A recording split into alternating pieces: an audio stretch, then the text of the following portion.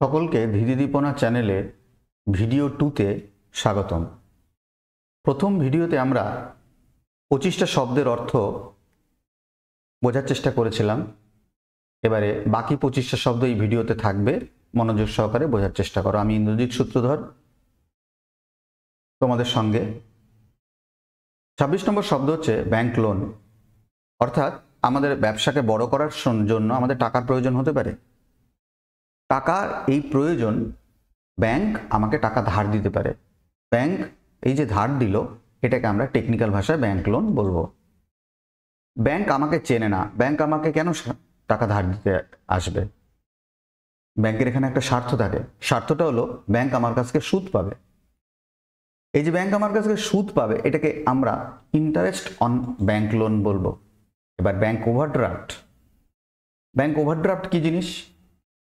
এটাকে বাংলায় বলে জমাতিরিক্ত ঋণ, অর্থাৎ জমা যা আছে তার অতিরিক্ত ঋণ। আমি তোমাকে ব্যাপারটা বুঝিয়ে বলছি। ধরো তোমার 25,000 টাকা আছে ব্যাংকে, তুমি এই 25,000 টাকার থেকেও উদ্বৃত্ত টাকা অতিরিক্ত তুলতে পারো, অর্থাৎ 25,000-এর জায়গায় তুমি 26,000 তুলতে পারো বা 26,500 তুলতে পারো। শুনে তোমার মনে হচ্ছে তাহলে ঠিক আছে দাদা, আমরা 50,000 টাকা জমাবো, জমে 2 কোটি টাকা তুলে নিয়ে দেশ ছেড়ে চলে যাব। এরকম হয় না। আমি তোমাকে ব্যাপারটা বুঝিয়ে বলার চেষ্টা করছি। ধরো তুমি একটা বড় ব্যবসাদার, তোমার অনেক কোটি কোটি টাকা তোমার ব্যাংক অ্যাকাউন্টে আছে এবং দৈনিক অনেক কোটি টাকা ট্রানজ্যাকশন হয়, অর্থাৎ মাল কেন অ্যাকাউন্ট থেকে চলে যায় এবং কয়েক হাজার হাজার কোটি টাকা তোমার ব্যাংক অ্যাকাউন্টে সেলের মাধ্যম দিয়ে অ্যাকাউন্টে আসে। অর্থাৎ তুমি অনেক জিনিসপত্র বিক্রি করো, তো তোমার অ্যাকাউন্টে অনেক অনেক টাকা আসে। তো ব্যাংকের যে লোক, ব্যাংকের যে ম্যানেজার, সে ব্যাংকের ট্রানজ্যাকশনের একটা ট্র্যাক রেকর্ডে তুমি একজন ভালো একজন ব্যবসায়ী, এটা অ্যানালাইসিসেই ধরা পড়ে যে তুমি একজন ভালো ব্যবসায়ী। এবার তুমি ভালো ব্যবসায়ী তো অবশ্যই। এবার ধরো কখনো তোমার মনে হলো যে আমি যা জমা আছে টাকা, আমার প্রয়োজন তো হতেই পারে যে আমার যত টাকা জমা তার থেকে একটু বেশি টাকা লাগছে, কোনো এরকম একটা ট্রানজ্যাকশন হতেই পারে। তো তুমি টাকা না থাকার জন্য তখন কোনো চেক কাটলে সেটা বাউন্স হয়ে যাবে। বাউন্স মানে বাতিল হয়ে যাবে, অর্থাৎ তোমার সম্মান হানি হবে ওই চেকটা বাউন্স হলে। তো তুমি ব্যাংকের কাছে একটা সুবিধা পেতে চাইছো যে আমি যদি কখনো জমা যা আছে তার থেকে অতিরিক্ত সামান্য কিছু যদি আমার প্রয়োজন হয়, সেই টাকার চেকও যদি কাটি, চেকটা যেন ব্যাংক টাকাটা দিয়ে দেয়, আমি তো এটা শোধ করেই দেবো। এই যে ব্যাংক এই যে সুবিধাটা তোমাকে দেবে, এটাকে বলে ব্যাংক ওভারড্রাফট ফ্যাসিলিটি। এটার একটা তোমার ট্রানজ্যাকশন এবং তোমার জমা টাকা এগুলো দেখে ব্যাংক একটা লিমিট নির্ণয় করবে। ধরো 5% বা 3% তোমার জমা যা টাকা আছে তার 5% পর্যন্ত ব্যাংক ওভারড্রাফট ফ্যাসিলিটি তুমি পাবে। এই যে আমি তোমাকে বললাম না, এটা আমার মুখের কথা না, এটা ব্যাংক নিজে এটা ক্যালকুলেট করে দেখবে কতটা তোমাকে দেওয়া যেতে পারে। তার মানে এই নয় কিন্তু যে 10,000 টাকা জমা আছে আমি 2 কোটি টাকা তুলতে পারবো। ওই 10,000 টাকার 5% মানে অনেক অনেক অল্প টাকা। 10,000 টাকা 10% কত টাকা হয়? 1,000 টাকা হয়। 5% মানে 500 টাকা। তার মানে যদি 5% তোমাকে গ্র্যান্ট করে তাহলে 10,500 টাকা তুলতে পারবে। তো অনেক অল্প টাকাই, কিন্তু এটা একটা ফ্যাসিলিটি।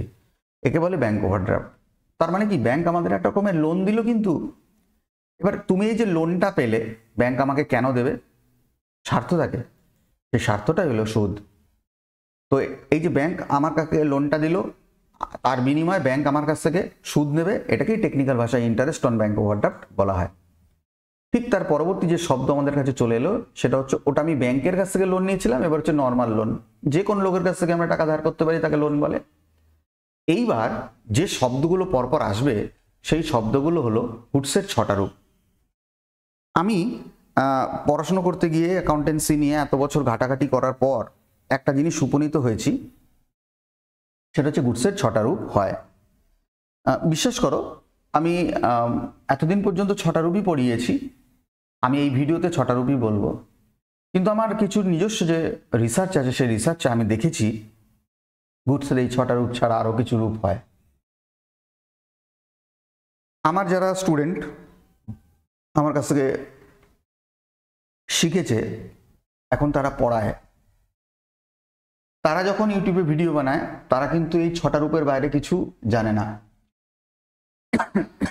তারা পড়ানোর সময় ইউটিউবে, তারা দেখবে গুডসের 6টা রূপই পড়িয়েছে। তো আমি আমার রিসার্চে দেখেছি এই 6টা রূপ ছাড়া আরো রূপ হয়। তো সেই রূপগুলো আমি তোমাদের পরবর্তী সময় কোনো একটা আলাদা করে ভিডিও বানাবো, সেই ভিডিওতে দেব।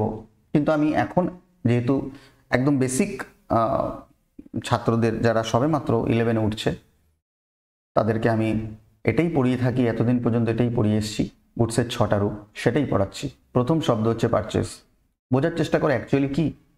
যখন তুমি পণ্য অর্থাৎ গুডসকে কিনবে তখন তার যে রূপটা, ফেসটা ব্যবহার হয়, অর্থাৎ গুডস শব্দটা, অর্থাৎ আমি কিনছি, তাহলে গুডস কিনছি, এই গুডস শব্দটা লেখা যাবে না, তাকে পাল্টে লিখতে হবে পারচেস। গুডস বিক্রি করছি, তাহলে গুডস সেল করছি, গুডস বিক্রি করছি, তাহলে গুডস শব্দটা লেখা যাবে না, তার রূপটা পাল্টে লিখতে হবে সেল। বোঝার চেষ্টা করো, গুডস শব্দটা পেন দিয়ে তুমি খাতায় লিখতে পারবে না, ওটার নামটা পাল্টাতে হবে, এটাই বলতে চাইছি। তার মানে 6 রকম প্রসঙ্গ তৈরি হবে এবার। যখন তুমি কিনবে গুডস নাম পাল্টে লিখবে পারচেস, যখন তুমি বিক্রি করবে গুডস নাম না লিখে তখন লিখবে সেল, যখন তোমার কেনা মাল তোমার পছন্দ হবে না তখন তুমি পাঠিয়ে দেবে, ফেরত পাঠিয়ে দেবে, ফেরতকে ইংরেজিতে বলে রিটার্ন, তাকে বলবে পারচেজ রিটার্ন, যার আরেক নাম রিটার্ন আউটওয়ার্ড। আমি একটু গল্প করে বলি।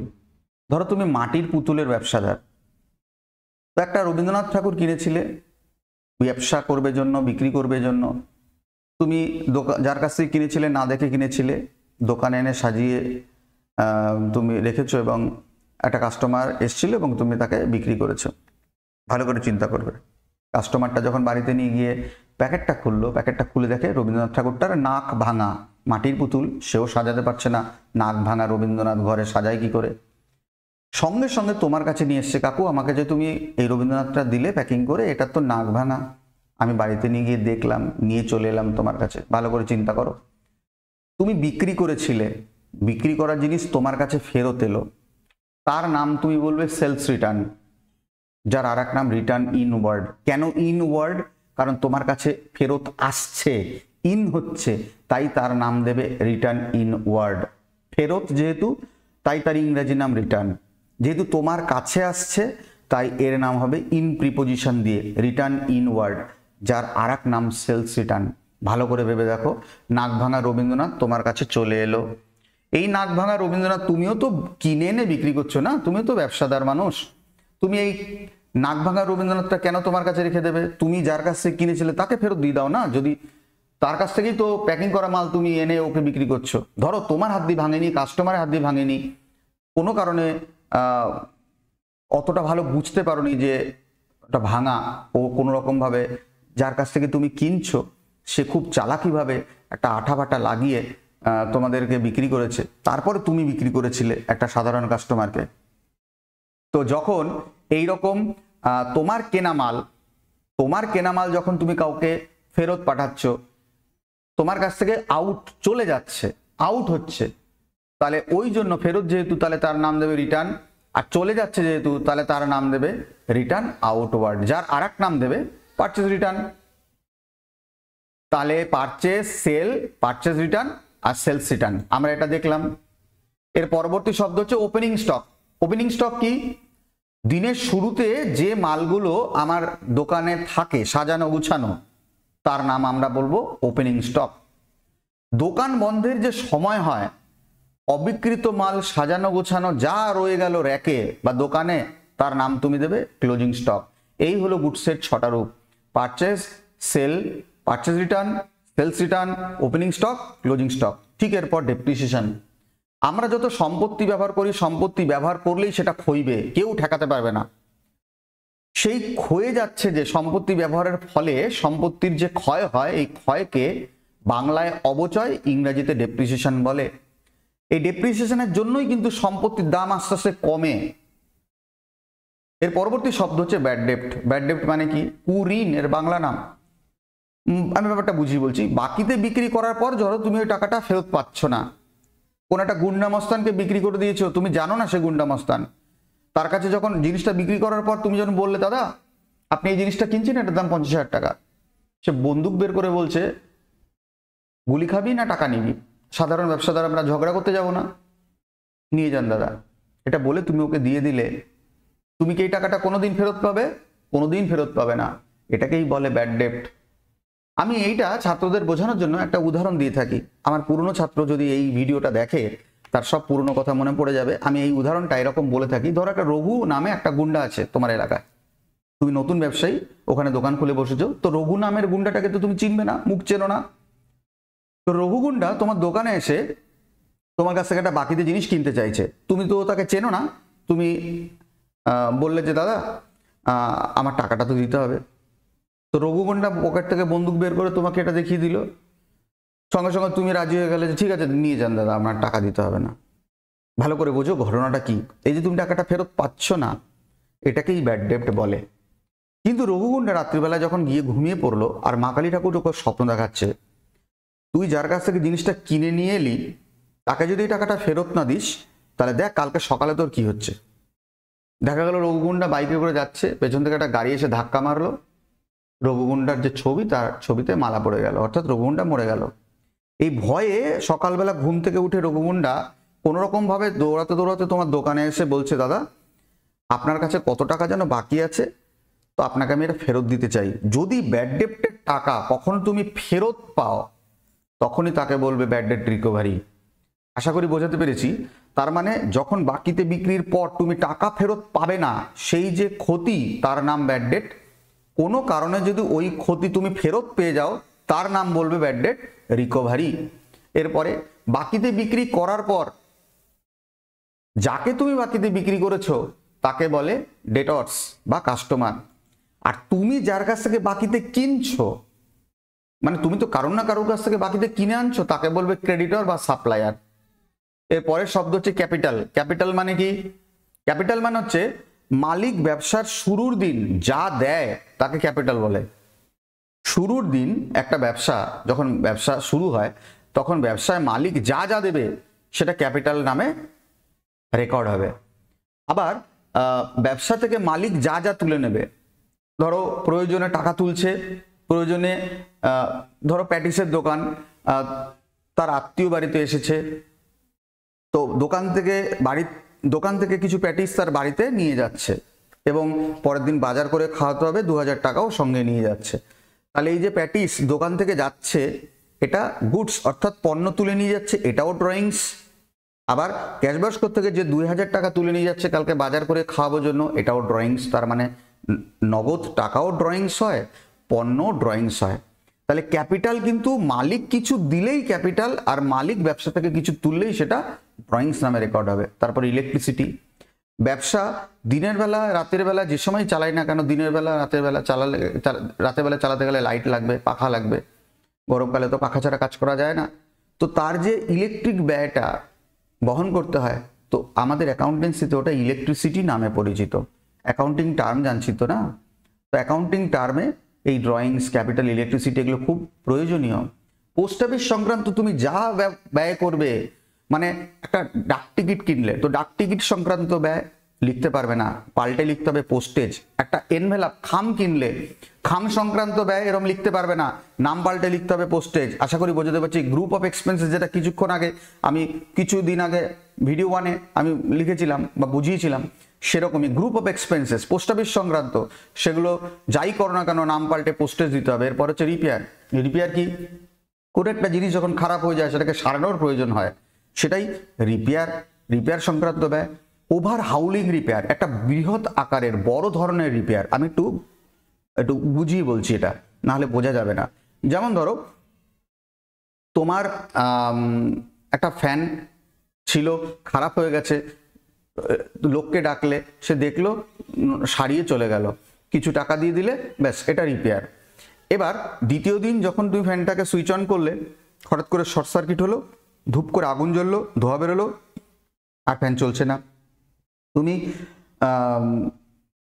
একজন ইলেকট্রিশিয়ানকে ডাকলে, সে ফ্যানটা খুলে বললো কয়েল জ্বলে গেছে। ভালো করে বুঝবে, এই যে কয়েল জ্বলে গেছে, কয়েল কি? তামার তার পেঁচানো আকারে থাকে, তুমি জিজ্ঞাসা করলে ওই ইলেকট্রিশিয়ান ছেলেটাকে বা লোকটাকে যে এই কয়েল জিনিসটা কি, সে এটা বোঝানোর পর তখন তুমি বললে যে কয়েল যদি চেঞ্জ করি তাহলে কি করতে হবে, বললো যে টাকা দিতে হবে অনেক, এটার দাম অনেক, তো কত টাকা, একটা টাকার কথা বললো।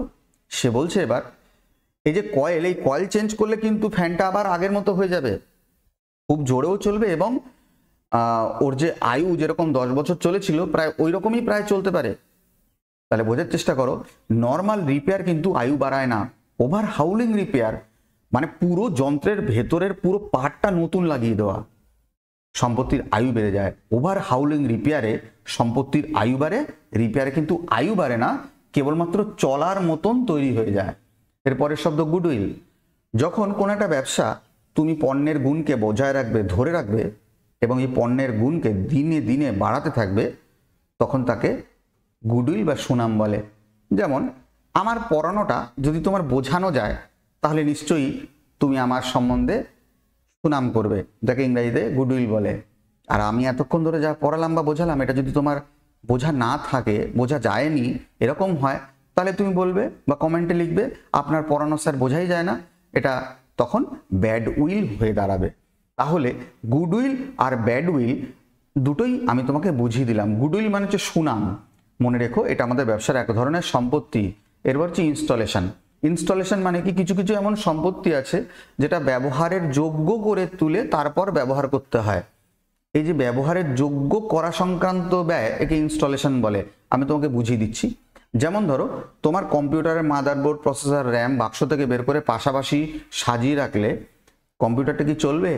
যেখানে জ্যাক বোজার গুছতে হবে, স্ক্রু ড্রাইভার দিয়ে টাইট করতে হবে, প্লাগ ইন করতে লাগবে, এর জন্য একজন হার্ডওয়্যার সংক্রান্ত জ্ঞান আছে এমন লোক প্রয়োজন। সে এসে ইনস্টলেশন করবে এবং এর জন্য সে একটা চার্জেস নেবে, এটাকে ইনস্টলেশন বলে।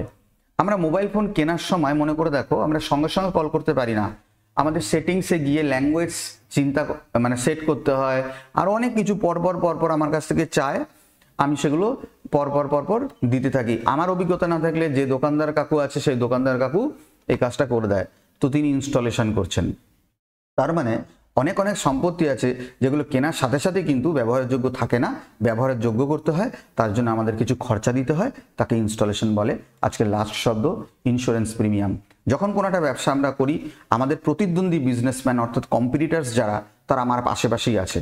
তোমার ব্যবসা যদি ভালো চলে, তুমি ধরো একটা কাপড়ের দোকানদার, কাপড় বিক্রি করো এমন একজন দোকানদার, তোমার আশেপাশেই কাপড় বিক্রেতা অনেকেই আছে। যদি ওই দোকান থেকে তোমার দোকানে কোনো একটা ওর কাস্টমার এসে যায়, সে কিন্তু মনে মনে তোমার উপর একটু রাগ করবে। একদিন হলে, দুদিন হলে, 5 দিন হলে তেমন কিছু মনে করবে না, কিন্তু ওর দোকানের 100% কাস্টমার যদি এখন তোমার কাছে 90% চলে যায়, তাহলে কিন্তু তখন তার ব্যবসা, তার সংসার চলবে না, তখন সে কিন্তু একটু খারাপ পাবে। ভালো লোক হলে কিছুই বলবে না, কিছুই করবে না, সে মনের দুঃখে আস্তে আস্তে যতটুকু আছে ততটুকু নিয়ে সংসার চালানোর চেষ্টা করবে। কিন্তু সে যদি খারাপ লোক হয় না, কি করবে জানো? বলবে যে ওই দোকানটা নষ্ট করে দাও, 2-4টে বাজে লোক লাগিয়ে দিল, ওকে কিছু টাকা পয়সা দিয়ে হয়তো বলছে যে আগুন লাগিয়ে দাও, বোম মেরে দাও, দোকানটা জ্বালিয়ে দাও। ভালো করে বুঝবে ঘটনাটা কি আছে এখানে। যদি এরকম ঘটনা ঘটে আর যে ব্যবসাদারের দোকানে আগুন লাগানো হচ্ছে তার ব্যবসাটার যদি ইন্স্যুরেন্স করানো থাকতো, অর্থাৎ প্রতি মাসে একটা কিস্তি দিতে হয়, এটারই নাম ইন্স্যুরেন্স প্রিমিয়াম। প্রতি মাসে কিস্তিটা দিয়ে গেলে কি হবে জানো? যদি আগুন লেগে যায় আর দোকানের এবং জিনিসপত্র পুড়ে যাওয়ার ক্ষতির পরিমাণ যদি 2 কোটি টাকা হয়, একটা সময় ইন্স্যুরেন্স আগুন লাগার পরেই না, যে দোকানদারের দোকানে আগুন লেগেছে সে ইন্স্যুরেন্স কোম্পানিকে ফোন লাগায় যে আমার দোকানে আগুন লেগে গেছে, শিগগিরই আসুন আপনারা দেখুন। এসে সে কি করবে, ওখান থেকে ছাইটাই নিয়ে যাবে, ছাইটাই নিয়ে একটা ক্যালকুলেশন করবে, ভ্যালুয়েশন করে একটা তোমাকে ভ্যালুয়েট করবে যে আপনি ইন্স্যুরেন্স এত টাকার করেছিলেন, আপনি এত টাকা পাবেন। অর্থাৎ আপনার 2 কোটি টাকার মাল পুড়েছে, আপনার ইন্স্যুরেন্স 2 কোটি টাকার আছে, আমরা কিন্তু 2 কোটি টাকা আপনাকে দিচ্ছি বলে একটা SMS এর মাধ্যমে তোমাকে জানাবে। তার মানে তুমি 2 কোটি টাকা কিন্তু পেয়ে গেলে, তুমি আবার মেরুদণ্ড সোজা করে ব্যবসা করতে পারবে। তার মানে ইন্স্যুরেন্স করালে তোমার বিজনেস কিন্তু আবার দাঁড়িয়ে যাবে। বিনিময়ে তোমায় কি করতে হবে? তোমাকে প্রতি মাসে মাসে খালি প্রিমিয়ামটুকু বুঝে মানে তোমাকে দিয়ে যেতে হবে। এই হলো ইন্স্যুরেন্স। মানে ইন্স্যুরেন্স এমন একটা ব্যাপক জিনিস যেটা একটা প্রত্যেকটা বিজনেসম্যানেরই করা উচিত। আমার মনে হয় আমি ব্যাপারটা বোঝাতে পেরেছি।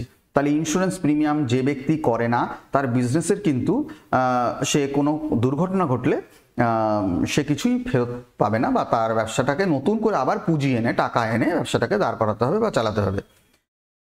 আশা করি আমি ব্যাপারটা বোঝাতে পেরেছি। ভালো থেকো। পরবর্তী ভিডিও আবার ছাড়লে সেটা নোটিফিকেশনের মাধ্যমে তোমরা পেয়ে যাবে, যদি তোমরা লাইক শেয়ার করে থাকো, আর আমার চ্যানেলটাও সাবস্ক্রাইব করো এবং তোমাদের বন্ধুদের মাধ্যমে আমার এই ভিডিওটা শেয়ার করো। Thank you. আর যদি কিছু বোঝার ব্যাপার থাকে তোমরা কমেন্ট করতে পারো। Thank you.